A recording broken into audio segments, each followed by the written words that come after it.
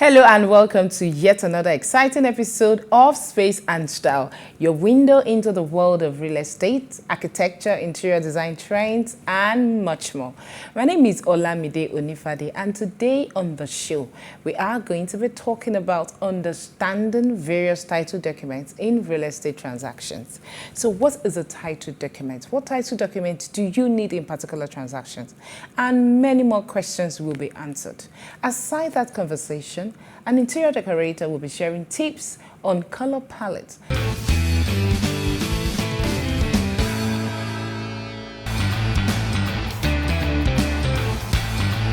Welcome to our 5-bedroom duplex here in Chevron. Just take a look at the anteroom.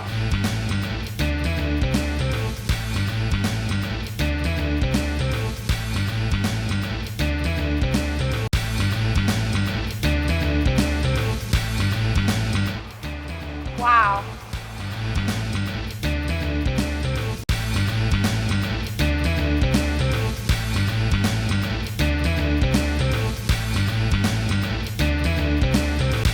We have the pantry. Come. Here's the pantry. Quite spacious. We have so many storage spaces here. So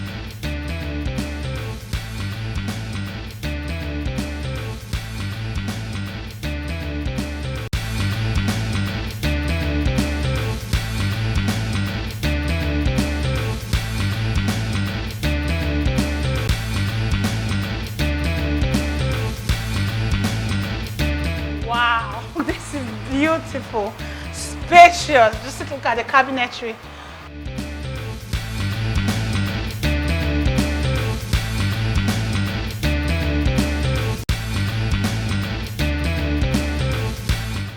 This is the bathroom. Comes with a jacuzzi and a walk-in shower. And over here we have the floating vanity. I love this floating vanity.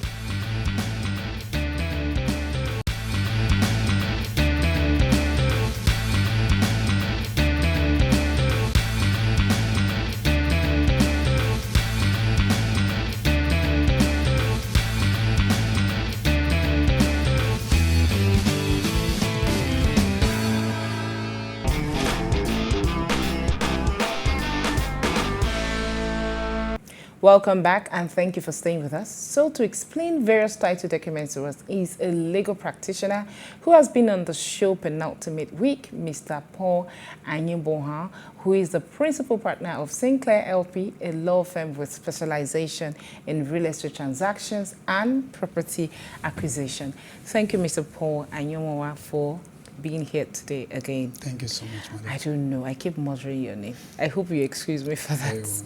So today we're going to be talking about title document. What is a title?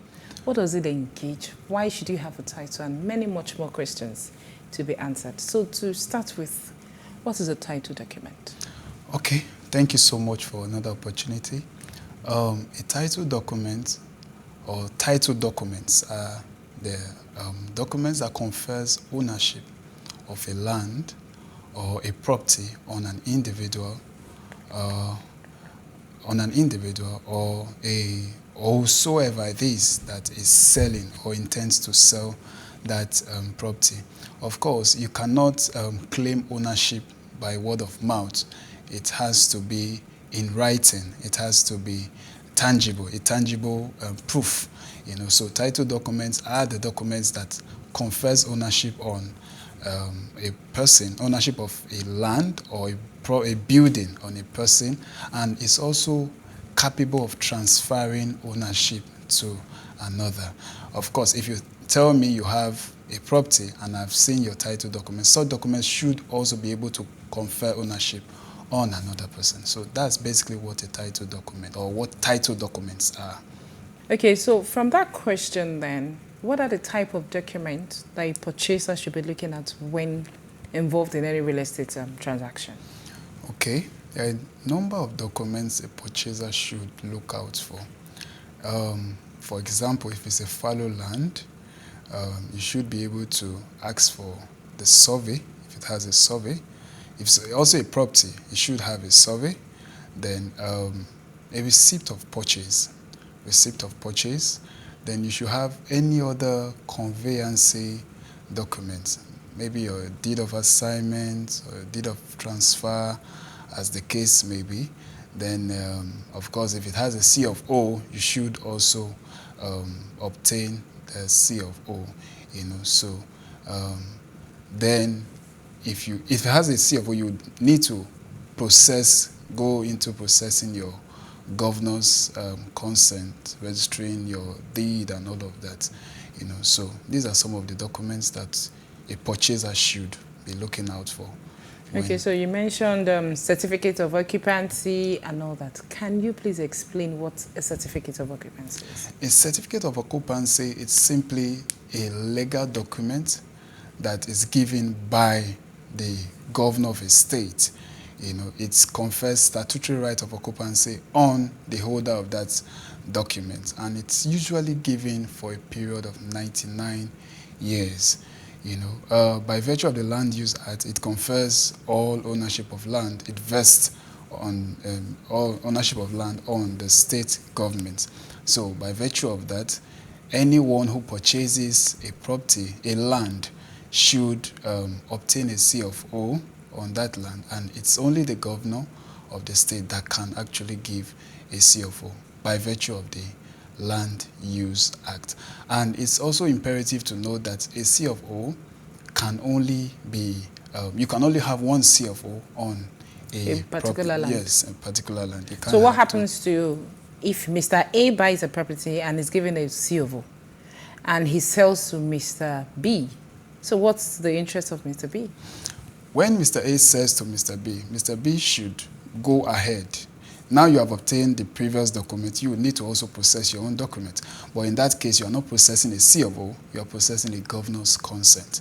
So, of course, you have your deed of assignment, you have some copies you need to take down. In Lagos State, for instance, you have to take your deed of assignment, your receipt, and some other documents down to Alausa for processing, and your Form 1C.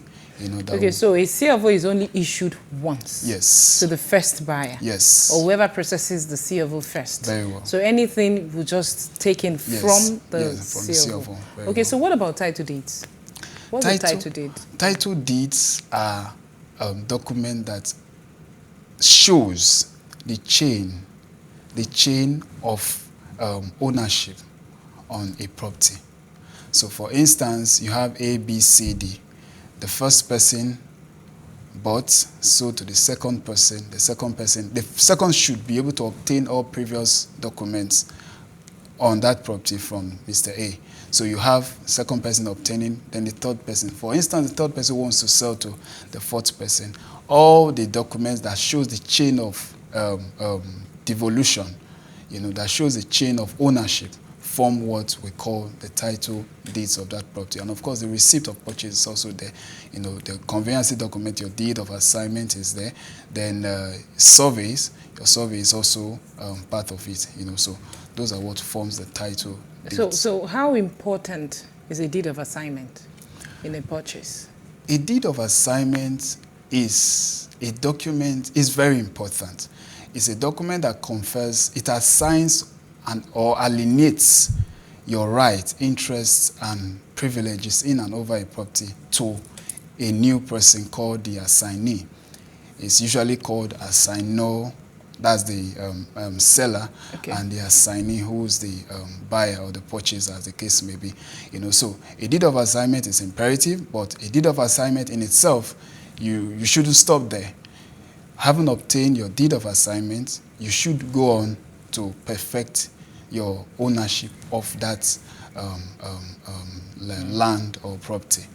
Okay, so what about excision and gazette? Especially in the Bejuleke axis, you hear a lot of excision, is under excision, is gazetted and all that. So can you explain what this means? Historically, before the advent of the Land Use Act, all lands belonged to the original settlers or founders or dwellers, as the case may be, in that location. So the concept, excision as a document, is when government, to excise means to cut out. When government gives out or cuts out a parcel, not a plot, a portion, a large expanse of land, not a plot, a large expanse of land to maybe XYZ family, and it properly outlines the area that have been given to that family. So when you say a property has an excision, it means that that property have been given to that family, and as it were, it's free from government acquisition or government interest. So that's on its own is a good title? Yes, an excision is a good title. Okay, so it means the government has released all the rights and every interest. Yes, interest in and over that. So what about a gazette? When a land, excision and gazette are like Siamese twins. Yes. When a land is excised, the process by which it comes out in an official government document is what is called a gazette. So a gazette simply means that that land is a government document wherein you have the parcel of land that have been excised, the expanse, the family to which all the information that contains that land. That's what a gazette is called. So if a land is excised, the process through which you have the land published is published in a government document. So that's what a gazette is. Both excision and gazette are also good titles that somebody can buy into. So for every property that has been excised, it has to be in the gazette for you to form a good title. Very well. Okay, thank you very much so far, but we're due for a short break. We'll be back shortly.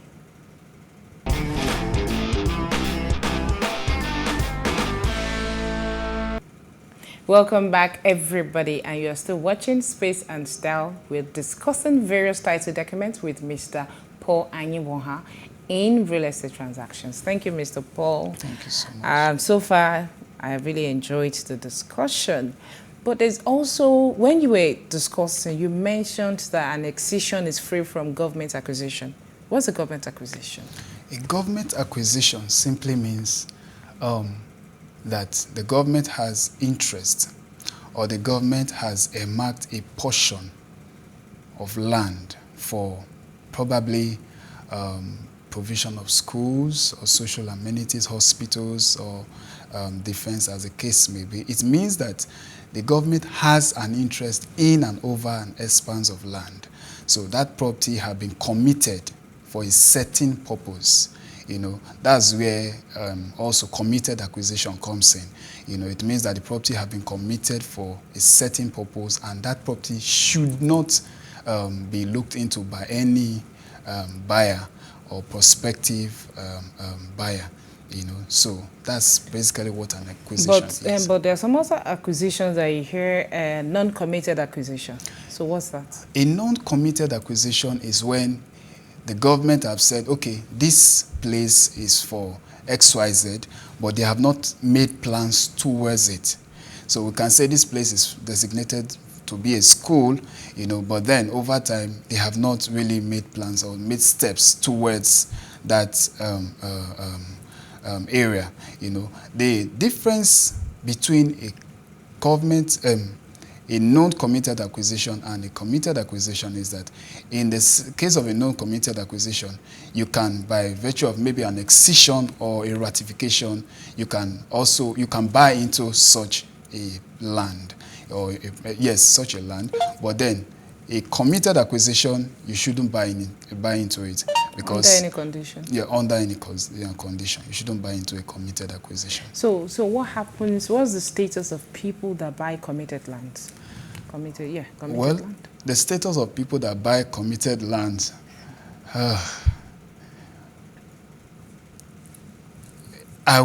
it's better they don't buy into it.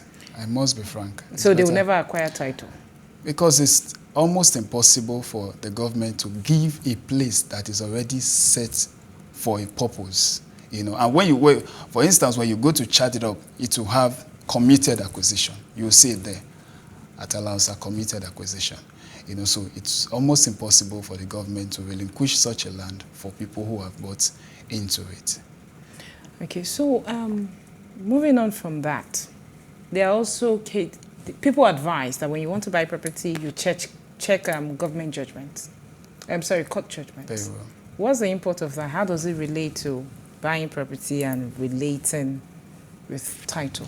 Okay, a court judgment, as in the case of property acquisition infers that the owner of the property have gone to court and won the case between him and probably any other person that is contesting his ownership or his rights over that property. So when there's a contestation and you have to go to court, and the court gives their verdict, and their verdict is akin to the fact that, okay, Mr. XYZ is the actual owner of this land. That is what a court judgment means. But then, when a court judgment is given over a land, for instance, a parcel of land, undeveloped land, the owner or the one who is a beneficiary of that judgment should move steps further towards perfecting titles, to give him legal right over that land. As in the case of, if it's a first purchaser, you should go on to do your certificate of occupancy.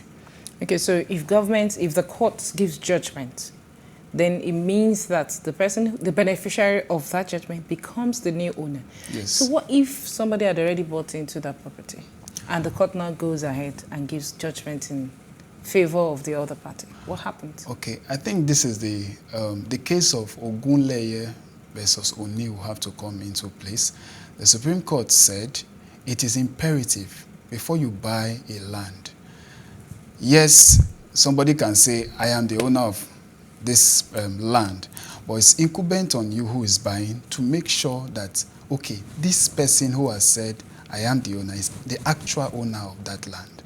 Because if you buy that land, you go on to possess a C of O on the land, and the original owner comes up, then the C of O may not suffice for you.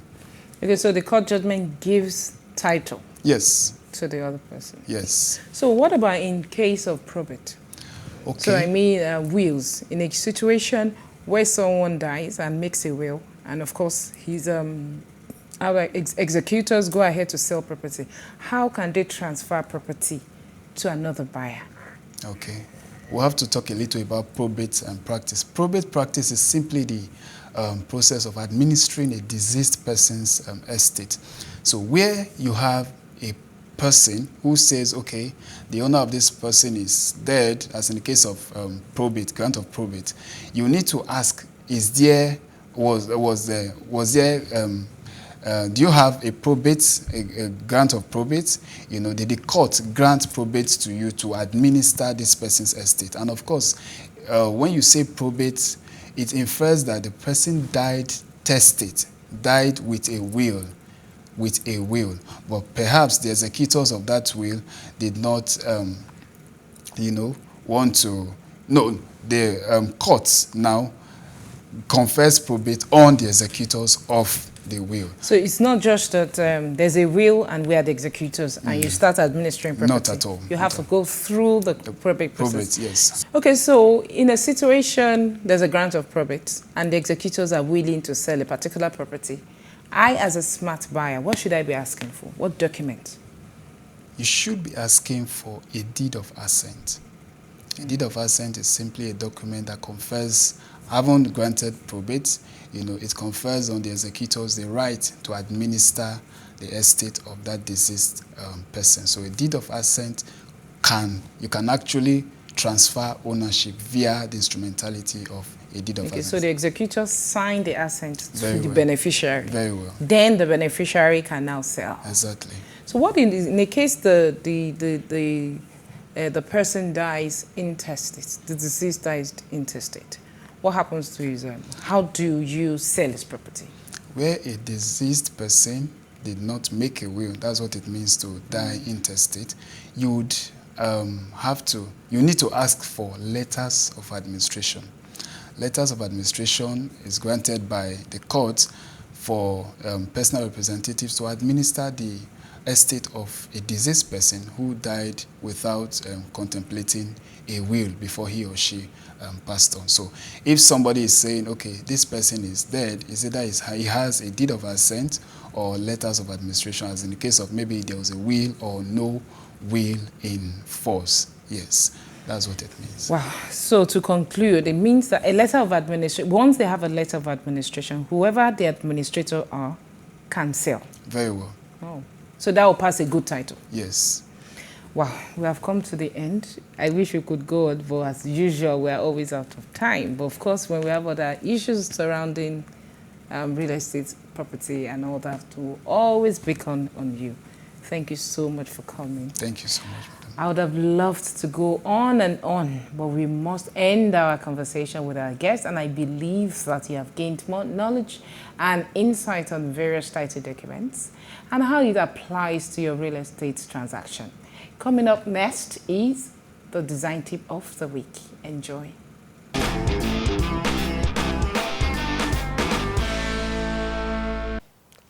My name is Dr. Maureen Kebasharu, CEO Creative Director at Dewey Options Limited, an interior design firm. So today, we're going to talk about the common mistakes we make in design or decorating our spaces. So I'm going to start with colors. Some people use dark colors in small spaces. So it's important we know what the use of color, the importance of colors. So we can use colors to make a space look bigger. So you can imagine you have a small space and using very dark colors. So that means you make the space look smaller. So that's a common mistake that people make. Another mistake is not taking measurement, of the space you want to decorate. So you have a really big space and you're putting like a sparse number of furniture in there, or you're not putting furniture of appropriate sizing, to space. So when people don't take measurement of their spaces, they can place inappropriate furniture or inappropriate decorations in the space. Another mistake is actually the curtains.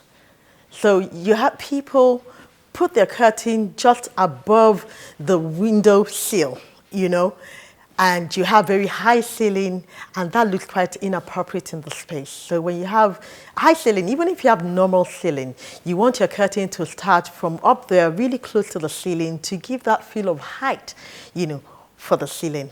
So let's note that mistake as well. Another mistake actually is the rug size. So your rug is actually supposed to have all the furniture around it sit in it, right? So let's take the dining space, for example. You don't put a rug that just hides under the table or under the chairs, so your chairs are away from the rug and you have your rug right there in the dining space. So your rug must be big enough to have your dining set, which is the table and the chairs all sit in it. So we must pay attention to the rug size in the living room, in the dining room, even in the bedroom. You should use appropriate. You can have a really huge bedroom and you just put a very tiny rug. Your rug must be appropriate to the size of the room you're trying to decorate. So another thing is the lighting. So like we all know that lighting, is what gives life to your design project or to your living space anyways. So some people will use lighting just in one corner in the room and the other spaces look kind of dark and spooky. So you have to have lighting across the room. So lighting is very important. We have to understand that lighting must be spread across the room in a nice way. So another thing is actually the painting placement. Oh my God, I see this all of the time. So some people place the painting, it's a wall art for crying out loud, to decorate your space. They put it so high up there and people come into your space and they have to raise their head up like that. And the same vein for your television. So you want to place your TV on your feature wall and you place it so high up. It shouldn't be like that. It should be at the eye level. It shouldn't be too low and it shouldn't be too high. So placement of your wall art or your TV must be at eye level. So that's important as well. So let me give you a tip.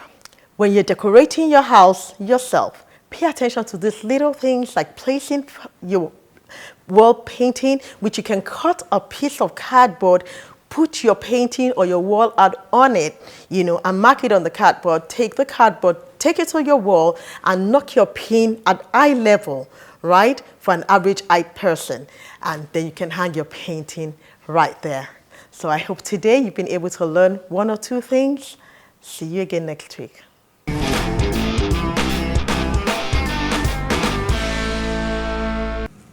I hope you enjoyed the tips given and I hope you incorporate them into your DIY interior designs.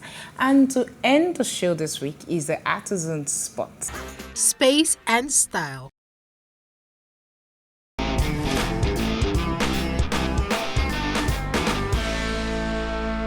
majority of these boards are imported because they are not made in Nigeria. We don't have that kind of factory yet to make those boards. So majority of those MDF, HDF boards, they are imported. Then we can cut it, then put it into different shapes that we want. Actually, one thing is that there's a kind of perspective we have as Nigerians that we believe the white people can actually do it better than us. But with this, we have the cutting machine, we have the taping machine. There's nothing different because actually the boards that we cut here are imported from those countries, and majority of those countries now they are coming to Nigeria already to make furniture for us here. So there is no big difference. Yeah, it's ideal that you learn it because if you don't learn it and you just enter into the industry, there are so many things that you will not really understand about the industry. Now, what we do here, we cut and tape here. They can actually do it manually also. So, but if you actually go to a school like a furniture making school or something like that, yes, you have a better idea and a better perspective about the whole thing. It's better you go through a furniture making school, then if possible you learn it locally also for you to understand your customer. One thing is that the clients, majority of the clients here in Nigeria is that they want something perfect, and actually it can be perfect, but because we don't have enough equipment for all these kind of things, it can't actually be 100% perfect like the white people. It can't actually be 100% perfect, but we just try our possible best to do something very nice. Okay, because people like us now that we are a bit exposed and educated, now we coming into the picture, we've changed a lot of things. We know how we deal with artisans, because if a client go and meet an artisan directly, the way artisan is going to charge them is different, and because one thing about them is that they just want the money. Give them the money, some of them will just spend the money and not make it. But we are like the intermediary between the artisan and the client. We as a furniture company that is more exposed, what we do is that we know how we deal with them. So when we give them work, we know the best time, like the duration that they can actually do the work. So, and with the fact that we have a machine here, it's faster and it's neater. So this is it's called the panel saw machine. They use it in cutting boards, MDF, HDF, and particle board. Any kind of board, sharp. So this is the cutting machine. So you can actually run it for you to see how it's done. You can see that it's neater and it's faster. With that, you've cut it. Space and style. We have come to the end of the show this week. I am Olamide Onifade, and thank you so much for watching. Until I see you again next week, this is Space and Style.